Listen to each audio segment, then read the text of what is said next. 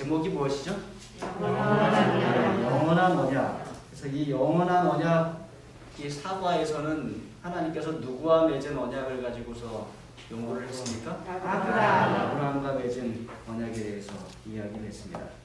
이 안식일에 그 시작하는 스토리가 참 재미있습니다. 여러분도 아마 그런 경험이 다 있으실 것 같아요. 그대는 어린 시절에 폐렴이나 어떤 지독한 병에 걸려 언제 어떻게 될지 모를 정도로 심하게 앓았던 기억이 있는가? 저는 별로 없는 것 같아요. 네. 아팠던 기억도 없고, 저는 사실 뭐 특별히 아파서 병원에 입원했던 기억도 없고 그렇습니다. 그런데 아마 이런 기억들이 다 있으실 거예요, 그죠? 막 아파서 이렇게 끙끙 앓을 때 어쩌다 이렇게 눈에 떠보니까 누가 계신 거예요? 네, 어머니께서 잠도 못 주무시고 그냥 머리 이마에다가 물수건을 얹었다가 또 어떤 경우는 온 몸을 물수건으로 다 씻어갖고 열을 내리시고 하시는 그런 모습들을 경험해 보신 적 있을 것 같습니다. 아이들을 키우다 보니까 그런 경험을 하게 된 것 같아요. 저는 별로 없는 것 같은데 아이들을 키우다 보니까 그렇게 된 것 같습니다. 근데 하나님께서도 그렇게 하고 계신다는 거예요. 홍수 이후에 아브라함 때까지 하나님께서 이 죄의 병을 앓고 있는 세상의 곁에 앉으셔서 어떻게 하면 이 병을 좀 낫게 할까, 어떻게 하면 회복을 좀 할까 하는 그런 마음으로 그렇게 하신다는 것입니다. 그럼 마지막 문단에 있는 말씀을 좀 읽어보실까요? 우리 백연수 장로님 좀 읽어주십시오. 그러므로 하나님께서 아브라함과 그의 후손과 더불어 맺으신 언약에는 인류를 죄에서 구원하기 위한 거룩한 계획이 보다 세부적으로 강조되어 있다. 여호와께서는 처참한 상태에 있는 당신의 세상을 돌보지 않는 채로 버려두지 않으실 것이다. 이번 주에 우리는 더 많은 언약으로 나타난 약속들이 펼쳐지는 것을 살펴보게 될 것이다. 예, 여호와께서는 처참한 상태에 있는 당신의 세상을 돌보지 않은 채로 버려두지 않으실 것이었다. 지금도 그렇습니다. 하나님께서는 우리를 그대로 버려두지 않으실 것입니다. 지금도 일하고 계신 하나님에 대하여 우리 영원한 언약에 대해서 한번 공부해 보겠습니다. 51페이지 넘어가시면은요, 학습 목표 함께 보시겠습니다. 깨닫기입니다. 깨닫기 함께 읽으실까요? 시작. 아브라함을 위해 세상의 구원의 계획을 드러내고자 하셨던 하나님의 뜻을 깨닫는다. 느끼기. 시작. 언약 관계 속에서 우리에게 요구되는 것은 온전한 순종임을 기억한다. 행하기. 시작. 아브라함과 같이 하나님의 부르심에 순종으로 대답한다. 그러니까 아브라함에게 언약을 주시는 그 하나님의 의도와 목적과 뜻을 우리가 파악해야 되고요. 또 언약 관계 속에서 우리가 해야 할 일이 있다는 것입니다. 무엇입니까? 순종이에요. 그래서 우리가 그 순종, 하나님의 부르심에 우리도 순종으로 대답하자라는 그러한 결심을 우리가 하게 되길 바랍니다. 일요일 소지 가보겠습니다. 제목이 여호와 그리고 아브라함과 맺으신 언약입니다. 우리 기억자 함께 읽겠습니다. 맨 위에 있는 성경절 창세기 15장 7절 시작. 또 그에게 이르시되 나는 이 땅을 내게 주어 소유를 삼게 하려고 너를 갈대아인의 우르에서 묘하니라. 여기 하나님께서 아브라함에게 하나님 자신을 설명하시면서 특별히 이름을 언급하십니다. 그 이름이 뭐예요? 여호와, 야훼 이렇게 됩니다. 여기서 야훼라는 말이 나는 이 말씀이 참 인상 깊게 이번 과정에 보는데 여호와의 이름이라는 것을 기억하고 있었는데 여기 보니까 이게 그때 당시에 그 뭐라 그럴까 갈대아 우르의 언어인지 아니면 그 당시에 쓰던 언어인지 히브리어. 히브리어죠. 그러니까 그들의 언어. 그래서 야훼가 원래 발음입니다. 야훼가 원래 발음인데 그걸 이제 우리가 여호와 이렇게 읽는 것이죠. 번역을 하면서 그렇게 읽고 있습니다.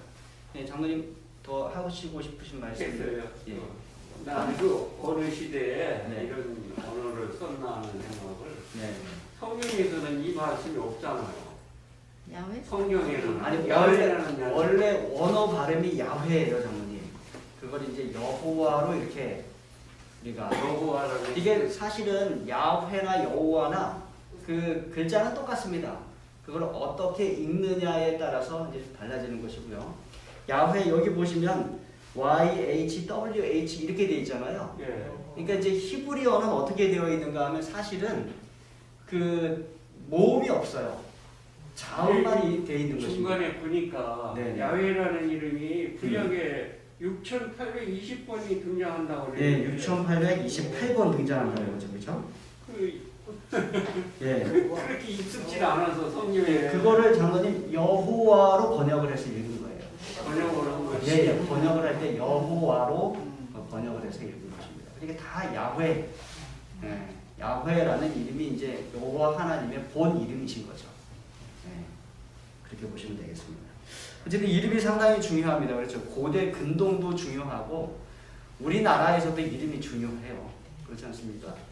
제 이름의 뜻을 좀 알려드리면 저는 권세 권자를 씁니다. 그러니까 권이라는 게 어떤 권력, 파워 이런 걸 말하는 것이죠. 숫자는 지킬 숫자예요. 진짜는 가장 많이 사용하는 참진자입니다. 참진자.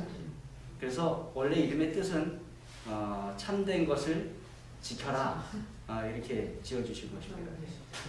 저희 큰아버지가 지으셨어요.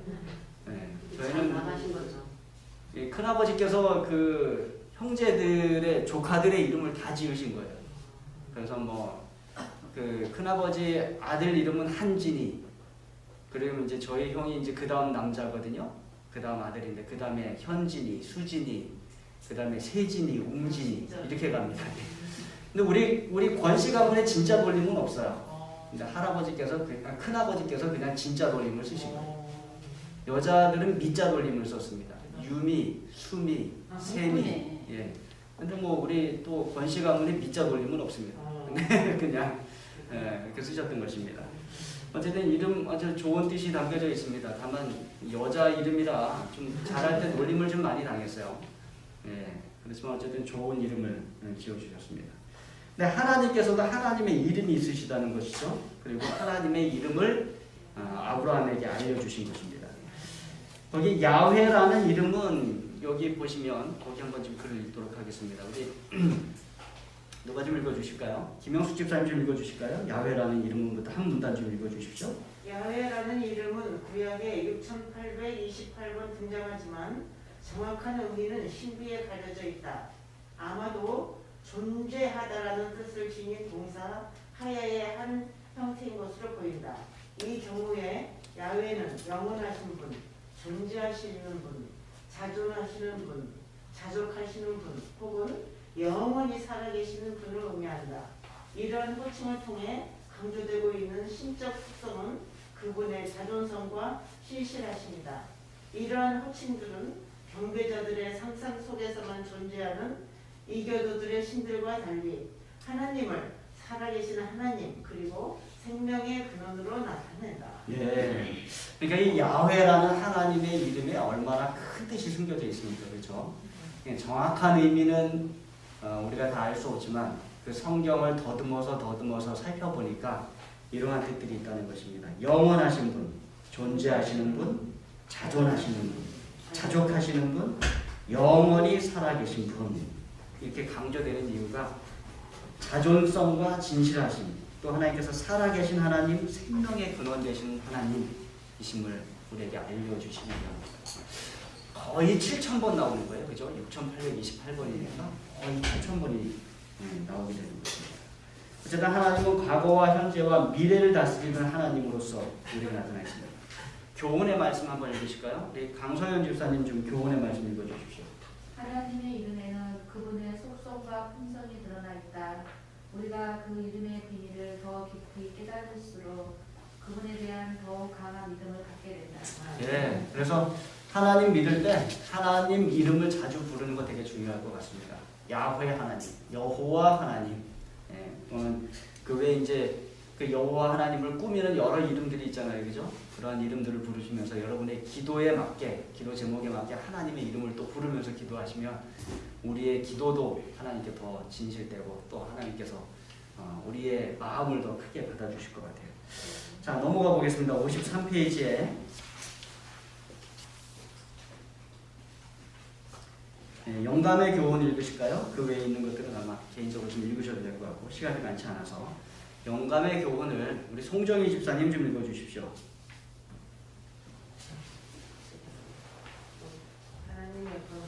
예. 하나님의 거룩한 이름을 손상시키지 마라. 여기부터요. 하나님의 거룩한 이름을 손상시키지 말라. 이 이름은 하늘의 천사들의 약하여 타락하지 않는 세계의 거민들이 의하여 거룩히 여김을 받는다. 하나님께서 사람들의 천사들 앞에서 그대를 당신의 자녀로 인정하셨으므로 일컫는 바 그 아름다운 이름을 손상하지 않도록 기도하라. 예, 우리가 하나님의 자녀로 이 땅에 살아갈 때 하나님의 이름을 손상시키지 않는 하나님의 아들과 딸로서 살아가도록 해야 되겠습니다. 자, 그 다음 넘어가 보겠습니다. 월요일 엘 샤다이, 하나님의 다른 이름 우리가 하나 여기서 발견하게 됩니다. 예, 엘 샤다이. 한번 외워보실까요? 엘 샤다이. 엘 샤다이. 예, 엘이라는 호칭은 우리가 일반적으로 하나님 할 때 그 하나님이에요. 예. 그러니까 여호와, 야훼 이건 하나님의 이름이고요. 근데 하나님, 그러니까 신을 우리가 부를 때 하나님 이렇게 부르잖아요, 그죠? 예, 엘입니다. 엘. 샤다이는 뭐라고요? 예, 전능하신, 전능한 이런 뜻을 가지고 있습니다. 우리 기억절 함께 읽어보겠습니다. 시작. 아브라함이 99세 때 여호와께서 아브라함에게 나타나서 그에게 이르시되 나는 전능한 하나님이라 너는 내 앞에서 행하여 완전하라. 예, 하나님께서 전에도 여러 번 아브라함에게 나타나셨지만 이번에 99세 때 하나님께서 아브라함에게 나타나셨을 때 하나님은 하나님을 소개하시기를 나는 전능한 하나님이라 이렇게 하면서 엘 샤다이 이렇게 설명을 하신 것입니다. 그 의미가 무엇인가? 우리 이충구 집사님 전능한 하나님이란 읽어주십시오. 전능한 하나님이란 성우는 셈족에서 근본적으로 하나님을 가리키는 이름인 엘과 비록 그 의미가 명확하지는 않지만 가장 정확한 의미로서 전능한으로 번역된 샤다이가 합쳐진 합성어이다. 이 이름이 사용된 것에 있어 꼭 기억해야 할 것은 이 이름에는 인간의 연약함과 대조를 이루는 하나님의 전능하심이 강조되어 있다는 사실이다. 네. 그래서 여러분 기도하실 때 특별히 어려운 일들을 위해서 기도하실 때 어떠한 이름 부르시면 좋겠어요?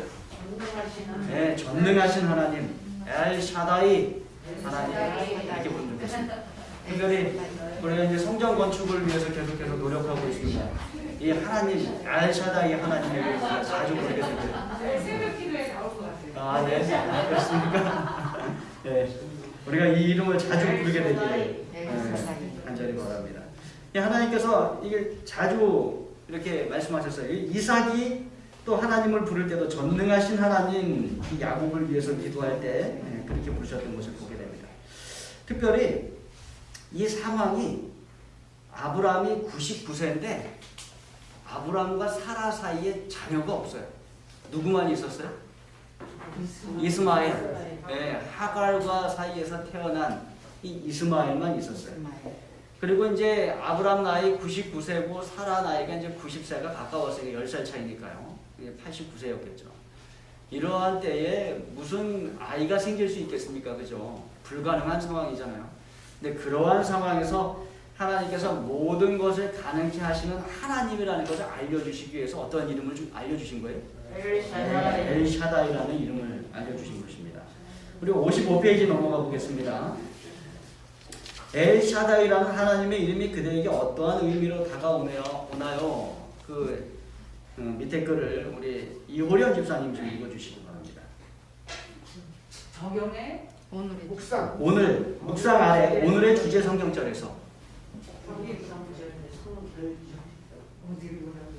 주제 성결절에서 엘 샤다이라는 하나님의 이름이 그세에게 어떠한 의미로 다가오나요? 네. 그 밑에가 다 읽어요. 예, 다 읽으세요, 집사님. 오늘의 주제 성경절에서 전능하신 하나님이라는 이름을 허약한 하나님 또는 연약한 하나님으로 바꾸어 보십시오. 예, 재밌죠? 네. 그 다음에 또 읽어주십시오, 집사님. 만약 하나님께서 그런 모습으로 우리에게 자신을 나타내셨다면 그분을 향한 우리의 믿음과 신뢰는 지금과 같지 않을 것입니다. 엘샤다이 전능하신 하나님이라는 이름을 통해 우리 믿음에 확신을 더해주신 하나님께 감사드립니다. 아멘. 여러분의 하나님이 전능하신 하나님이 아니라 허약하신 하나님 또는 연약하신 하나님 이렇게 했으면 여러분 하나님 믿으시겠어요? 네, 안 믿었을 것 같아요. 뭐 굳이 또 그러한 신을 믿을 이유가 없을 것 같습니다. 근데 우리 하나님은 예, 집사님. 그 추기문집에 이런 말씀이 있어서 이걸 어떻게 받아들여야 될지 좀 조언 좀 구하겠습니다. 거기 내용이 뭐라고 나와 있냐면 나는 하나님의 성호를 존경하는 마음과 두려움으로 사용하여야 할 것을 보았다. 어떤 사람들은 전능하신 하나님이라고 두 말을 겹쳐서 사용하고 기도 가운데서 그 거룩하신 성호를 경솔하고 부주의한 태도로 사용하는데 이것은 하나님을 불쾌하게 하시는 것이다. 그러한 자들은 하나님과 진리에 대한 개념을 깨닫지 못하고 있다. 그렇지 않다면 그들은 마지막 날 곧 심판하실 크고 두려운 하나님을 그렇게 망령되이 일컫지 않을 것이다. 그분의 이름은 두려운 이름이므로 두 말을 한꺼번에 사용하지 말 것이다. 라고 천사는 말하였다. 하나님의 위대하심과 대주제 되심을 깨달은 자들은 입술로 그분의 이름을 부를 때 거룩한 두려움으로 할 것이다. 그분은 가까이 갈 수 없는 빛 가운데 거하심으로 그분을 보고 살 자는 아무도 없다. 나는 이런 문제를 교회가 번영하기에 앞서 반드시 이해하여야 하며 고쳐야만 될 것임을 보았다. 네, 뭐 경우에 따라서 적용이 가능할 것 같습니다. 그 기도가 어떠한 기도인가에 따라서 상당히 다를 것 같고요. 글쎄요, 일반적으로 보면 뭐 초기 문집의 경우가 어떠한 것이었는지 저희가 더 그때 것을 살펴봐야 되긴 하겠습니다만 하나님을 부르는 호칭에 대하여 그렇게 엄격하게 적용되는 건 아닌 것 같아요. 근데 이제 다만 좀 우리가 경박스럽게 사용하거나 그런 경우에는 그렇게 사용하지 않는 것이 더 맞는 것 같습니다. 그러니까 전능하신 하나님 모르겠습니다. 그 의미를 전체적으로 한번 좀 더 살펴봐야 되긴 하겠습니다만 전에도 읽을 때 이게 계속 이 말이 걸렸거든요. 그러실 수 있겠어요, 집사님. 이게 그렇게 함부로 쓰기가 조금 그렇더라고요. 뭐 문자적으로 볼 때는 또 그렇게 다가올 수 있겠습니다만 그게 근데 이게 보면 앞에서 이게 완전히 쓰지 말라는 그런 의도는 아닌 것 같고, 그러니까 이 마음에 경외하는 마음을 그렇죠. 가지고 이렇게 진짜 그렇죠. 그러니까 집사님 이야기를 듣고 나니까 그런 생각이 좀 들긴 하는 것 같아요. 우리가 말로는 전능하신 하나님 부르면서 기도하지만 실제로 우리 생활과 우리 생각에 그것이 있는가 하는 것이죠. 그렇죠. 그런 생각이 좀 드네요. 그래서 실제로 우리가 하나님을 전능하신 하나님 이렇게 부를 때는 실제로 우리 마음속에 그 믿음에 대한 확신을 가지고 불러야 될 것 같고 그렇지 않다면 그저 부르는 칭호만으로 사용한다고 할 때는 의미가 덜할 것이고 또 믿음이 없다면 그러한 칭호를 사용하지 않는 것이 우리에게 훨씬 더 좋을 것 같습니다. 집사님 감사합니다. 어쨌든 전능하신 하나님이라는 엘샤다이라는 하나님의 칭호는 우리에게 참 큰 힘을 주는 그러한 칭호인 것 같습니다. 그 밑에 보면 그래서 뭐 연약한 하나님, 허약한 하나님 우리가 그걸 생각을 했는데 다행스럽게도 우리 하나님께서 전능하신 하나님임을 인하여 참으로 감사를 드립니다. 또 이렇게 하나님께서 그렇게 아브라함에게 가르쳐 주신 것이 이제 마지막 절에서 제가 좀 더 큰 감명을 여러분들도 받으셨을 텐데 엘샤다이 전능하신 하나님이라는 이름을 통해 우리 믿음의 확신을 더해 주신 하나님께 감사드립니다. 그러니까 그런 이름을 알려주시는 가장 큰 이유가 뭐예요? 우리에게 믿음을 더해 주시기 위한 것입니다. 우리가 기억하게 됩니다. 영감의 교훈 말씀을 좀 신영순 집사님 좀 읽어주실까요? 전능하신 하나님, 우주의 보좌에 함께 앉으신 분은 인자이시다. 그 이름이 기묘자라, 모사라, 전능하신 하나님이라, 영존하시는 아버지라, 평강의 왕이라 불리우실 분은 바로 인자이시다. 스스로 있는 자는 하나님과 인간 사이 판결자가 되셔서 양척 사이에 그의 손을 얹으실 분이시다. 여기 보면 예수님의 이름이 나옵니다. 우주의 보좌에 함께 앉으신 하나님과 함께 앉으시는 예수님 인자이신데 그 이름이 뭐다? 기묘자, 모사라, 전능하신 하나님이라, 영존하시는 아버지라, 평강이라. 이런 이름들만 들어도 좀 우리가 큰 위로를 받지 않습니까? 아멘. 그 하나님의 이름들을 우리가 연구를 좀 많이 하면 우리의 믿음이 더해질 것 같습니다. 화요일 날 서지로 넘어가면요, 우리가 잘 아는 이야기예요. 아브라함에서 아브라함으로 이름을 바꿔주셨습니다. 사람의 이름을 바꾸는 때가 있어요. 그죠? 우리는 보통 이름을 잘 안 바꾸는데 특별히 그 개인의 삶에 어떠한 특별한 사건이 있거나 어떠한 일이 있을 때 이름을 바꾸게 됩니다. 그렇죠? 근데 여기 보면 이제 아브라함을 아브라함으로 바꿨고 또 예를 들어서 나오는 것이 다니엘의 이름이 바뀌었고요. 그 다음에 요엘의 그 이름의 뜻이 나오는 거고요. 야곱의 이름이 이스라엘로 바뀌었고 요셉의 이름이 사브낫 바네아라고 바뀌었고요. 다니엘의 이름이 벨드사살로 바뀌었어요. 이러한 사건들을 말합니다. 야곱의 이름이 이스라엘로 바뀐 것은 야곱이 언제? 약복강에서 밤새도록 하나님의 천사와 씨름하고 이겼을 때 그 이름을 얻었습니다.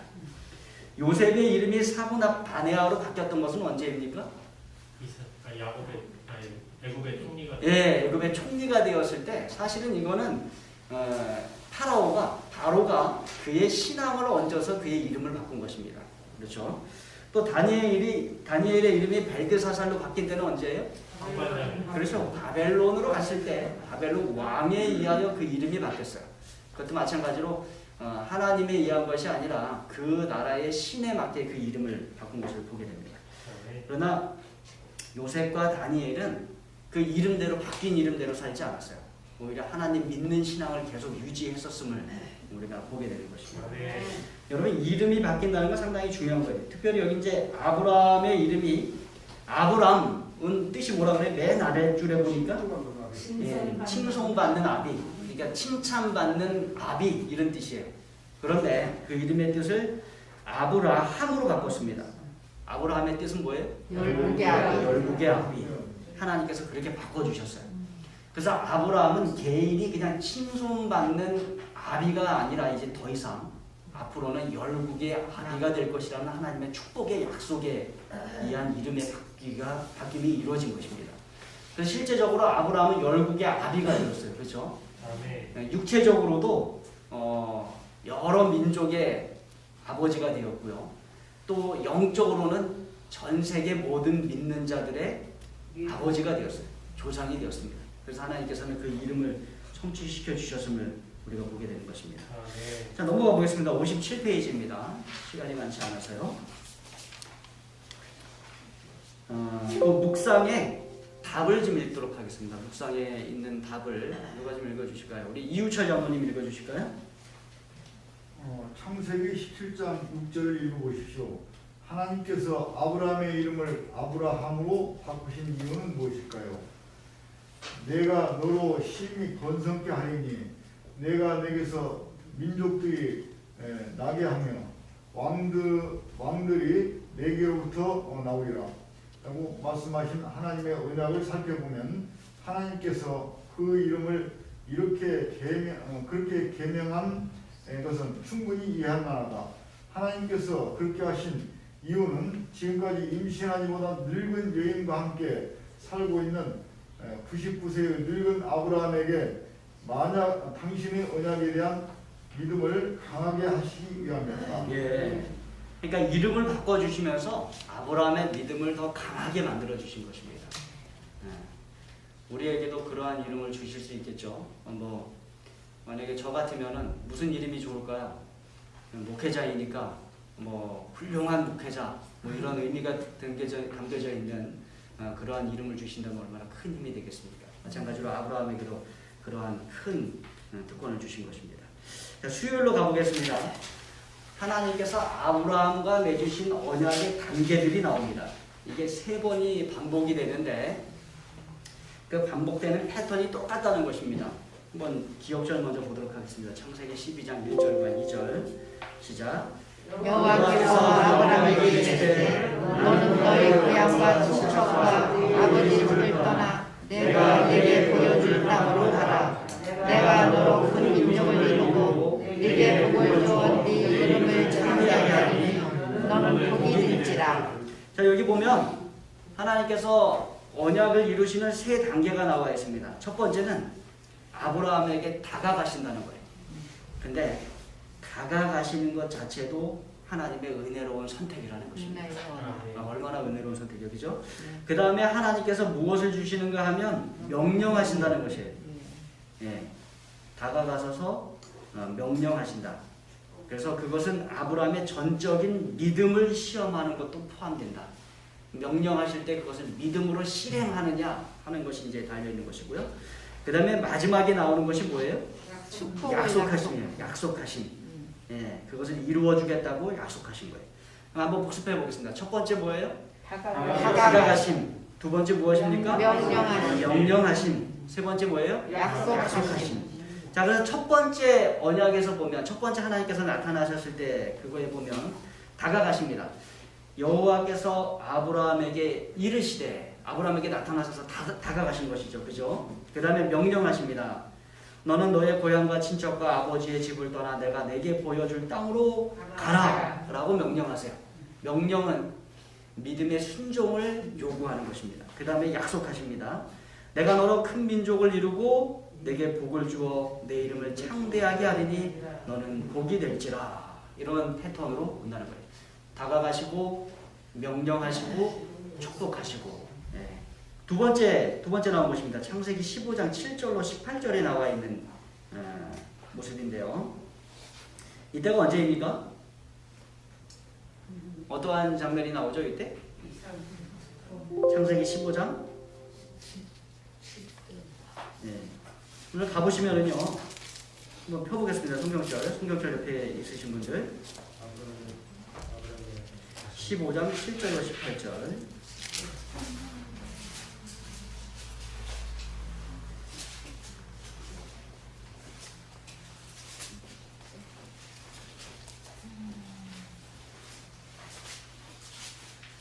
자, 7절 제가 읽습니다. 천천히 한 절씩 읽으면서 가보겠습니다.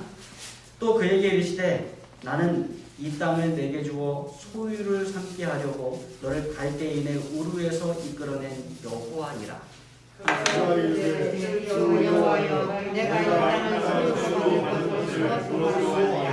자, 여기 보시면 우선 하나님께서 아브라함에게 다가가셨죠, 그죠? 네, 그리고 이제 내가 너를 우르에서 이끌어낸 여호와다 이렇게 말씀하시니까 아브라함이 질문합니다. 주 여호와여, 내가 이 땅을 소유로 받을 것을 무엇으로 하리니까? 지금 받지도 못했고 나이가 많은데 이거 어떻게 할 수 있겠습니까? 그랬더니 9절 제가 10절 읽어주십시오. 여호와께서 그에게 이르시되 나를 위하여 3년 된 암소와 3년 된 암염소와 3년 된 숫양과 산비둘기와 집비둘기 새끼를 가져와 올지니라. 아브라함이 그 모든 것을 가져다가 그 중간을 쪼개고 그 쪽에 것을 사기하여 그 새를 쪼개지 아니하였으며. 예, 또 읽겠습니다. 솔개가 그 사체 위에 내릴 때에는 아브라함이 쫓았더라. 해질 때에 아브라함에게 불감이 임하고 큰 후각과 두려움이 그에게 임하였더니 여호와께서 아브라함에게 이르시되 너는 반드시 알라. 내 자손이 이방에서 객이 되어 그들을 섬기겠고 그들은 400년 동안 내 자손을 괴롭히리니 그들이 섬기는 나라를 내가 정벌하시며 그 후에 내 자손이 샘을 주고 나오리라. 너는 장수하다가 평안히 조상에게로 돌아가 장사될 것이요 내 자손은 사람의 이 땅으로 돌아오리니 이는 아무리 죽게 하지 아니하니. 해가 져서 어두울 때에 연기나는 화로가 보이며 타는 햇불이 쪼갠 고기 사이로 지나더라. 그날에 여호와께서 아브라함과 더불어 언약을 세우시되 내가 이 땅을 애굽에서부터 그큰 유월하게 하되 네 자손에게 주노니. 네, 여기까지입니다. 저렇게 보시면 하나님께서 아브라함에게 다가가신 것은 우리가 알 수 있어요. 12절부터 이하로 몇 절 이제 언약 맺는 그 과정 속에서 쭉 가신 걸 보게 됩니다. 근데 인간에게 순종을 명령하신 이 부분은 어디에서 찾을 수 있을까요? 나를 위하여 3년 된 예. 그건 언약을 세우기 위해서 그러한 과정을 말하신 것이죠, 그죠? 예. 그 저는 어떻게 찾았냐면 13절과 14절을 그 하나님께서 명령하신 걸로 봤습니다. 그래서 여호와께서 아브라함에게 이르시되 너는 반드시 하라 내 자손이 이방에서 객이 되고 그들을 섬기겠고 그들은 400년 동안 내 자손을 괴롭게 할 것이다. 그 다음에 그들이 섬기는 나라를 내가 징벌을 지며 그 후에 내 자손이 큰 재물을 이끌고 나오리라. 다시 말하면 뭐 하라는 명령이에요? 나오라는 명령. 예, 애굽에서 나오라는 명령. 예, 그렇게 저는 받아들였습니다.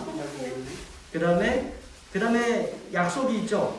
약속은 무엇입니까? 약속은 그 이하가 약속이에요. 그죠?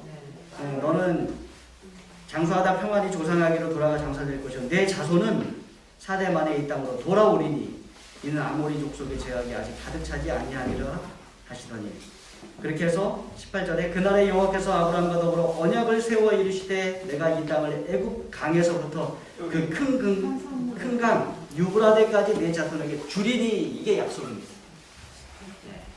그러니까 여기서도 반복이 되었습니다. 네.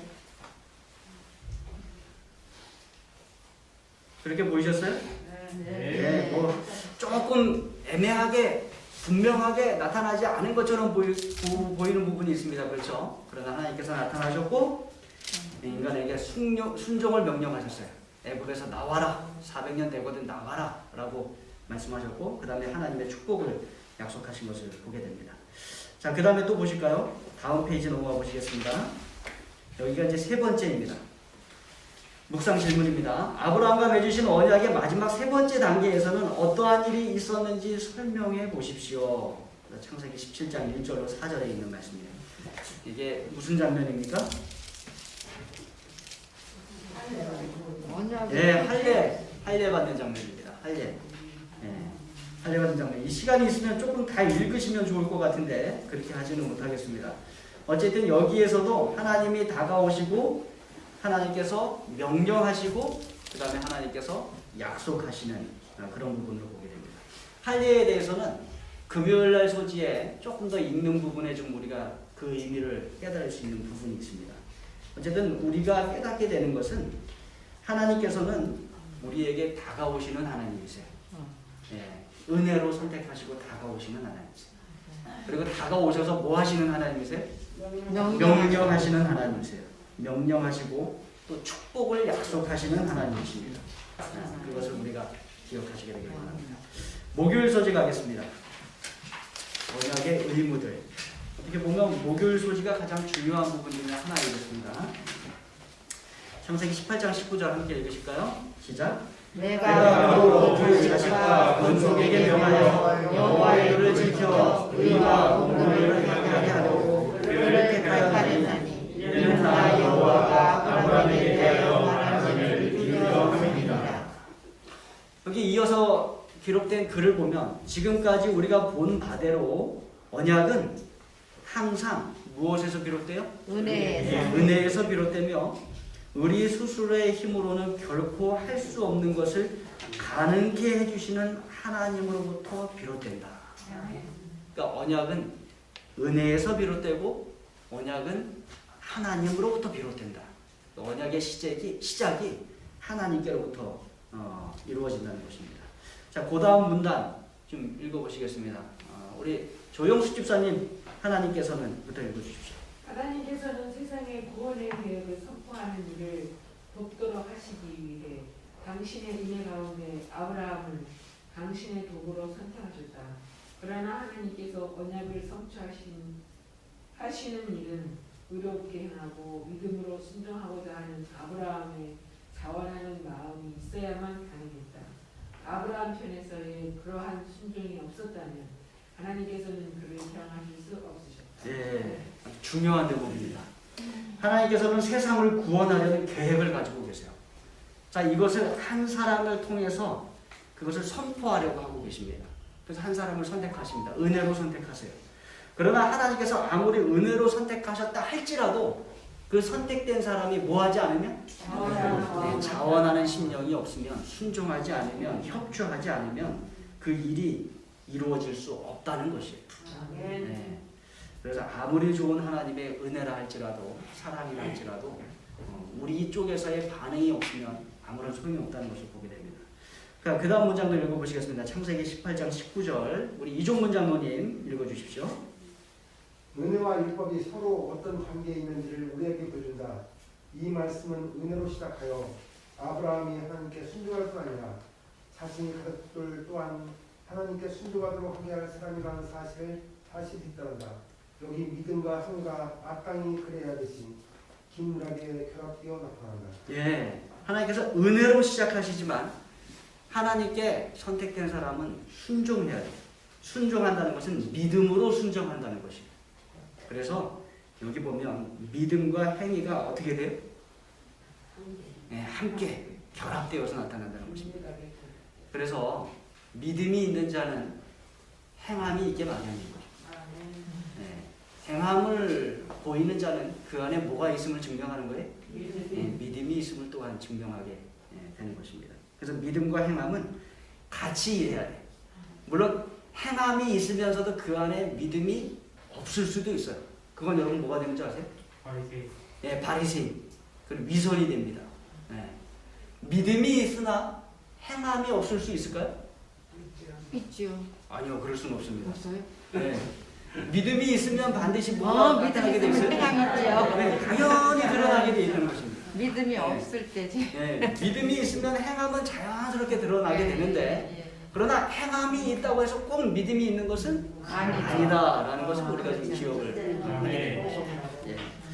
자, 그 다음에 보겠습니다. 창세기 18장 19절을 읽어보라. 비록 순종은 구원의 수단이 될 수는 없으나 어떠한 중요한 의미가 있는가. 그 밑에 답을 좀 읽겠습니다. 여러분 이거 우리 김득기 집사님 읽어주실까요? 언약의 축복은? 언약의 축복은 수혜자 편에서 특정한 조건을 충족시키지 않는다면 그것을 누릴 수도 유지될 수도 없다. 비록 언약을 세우기 위해 그 조건들이 필요되는 것들은 아니지만 그 조건들을 지키는 것은 사랑과 믿음과 순종의 반응이 되어야 했다. 그러한 조건들을 충족시킴으로써 우리는 하나님과의 관계를 분명하게 드러내게 된다. 순종은 하나님께서 당신의 언약을 백성들에게 이루실 수 있는 방편이었다. 불순종으로 인해 언약이 깨어진다면 그것은 언약 관계에 충실치 못했다는 증거이다. 언약이 깨어져 버리면 그 언약은 성취될 수 없다. 예, 아주 중요한 말들이 쭉쭉쭉 나열되어 있는데 이게 연속으로 나열되어 있기 때문에 이해가 좀 쉽지 않을 수 있어요. 조금씩 설명을 하면서 제가 읽어드리겠습니다. 언약의 축복은 수혜자 편에서 특정한 조건을 충족시키지 않는다면 그것을 누릴 수도 유지될 수도 없다. 언약은 하나님께서 주시지만 그걸 받는 사람 쪽에서 어떠한 충족시켜야 되는 조건이 있다는 것입니다. 그걸 충족시키지 않으면 유지될 수도 받을 수도 없다는 것이에요. 비록 언약을 세우기 위해 그 조건들이 필요되는 것은 아니지만 그 조건들을 지키는 것은 사랑과 믿음과 순종의 반응이 되어야 했다. 언약을 세우는데 그게 꼭 필요되는 조건은 아닙니다. 그러나 언약을 받는 우리는 그것을 조건을 충족시키게 되면 사랑과 믿음과 순종으로 반응하게 되는 거예요. 그러한 조건들을 충족시킴으로써 우리는 하나님과의 관계를 분명하게 드러내게 된다. 그러니까 하나님께서 언약을 주실 때 우리가 사랑을 사용하고 믿음을 사용하고 순종하게 되면 나와 하나님과의 관계가 어떠하다는 것을 우리가 자꾸 어떻게 되는 거예요? 드러내게 되는 거예요. 아, 믿음이 있구나. 아, 믿음과 관계구나. 하나님과 백성의 관계구나라는 것들을 자꾸 드러나게 되는 것입니다. 그러면서 말합니다. 순종은 하나님께서 당신의 언약을 백성에게 이루실 수 있는 뭐다? 방편. 하나님께 언약이 있어요. 그런데 백성에게 순종이 없다면 그 언약이 이루어지지 않는다는 것이에요. 언약이 있는데 뭐가 있어야 그게 이루어져요? 예, 순종이 있어야 이루어진다는 것입니다. 불순종으로 인해 언약이 깨어진다면 그것은 언약 관계에 충실치 못했다는 증거이다. 언약이 깨어져 버리면 그 언약은 성취될 수 없다. 하나님께서 우리를 구원하시겠다는 구원의 언약이 있어요. 십자가의 언약이 있어요. 그런데 그 언약이 정말로 좋은 것이지만 그걸 받아들이는 사람 쪽에서 믿지 않으면, 순종하지 않으면 그것은 우리에게 아무런 효용이 없고 깨어진 언약이 되고 만다는 것입니다. 교훈 읽겠습니다. 교훈. 우리 강영순 집사님 읽어주십시오.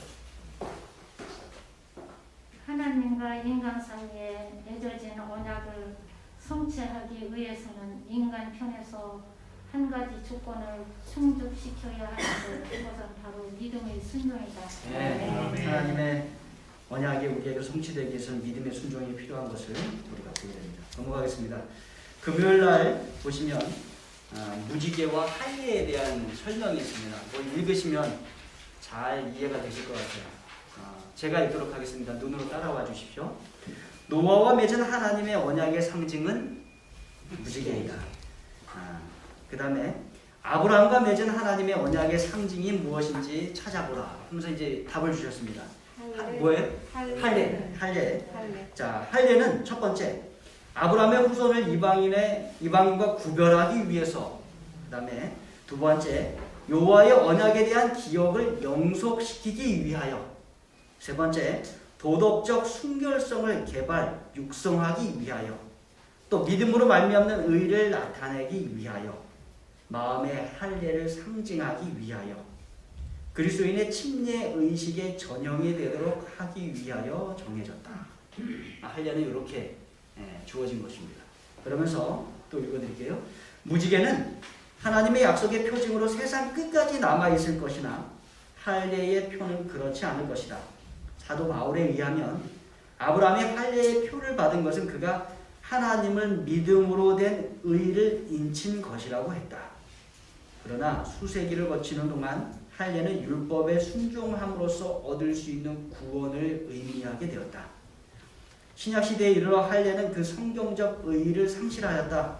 그 대신 예수 그리스도를 믿는 믿음이 중요한 요소로 자리를 잡게 되었는데 그 믿음은 순종과 변화된 삶으로 우리를 이끌어준다 라고 말하고 있어요.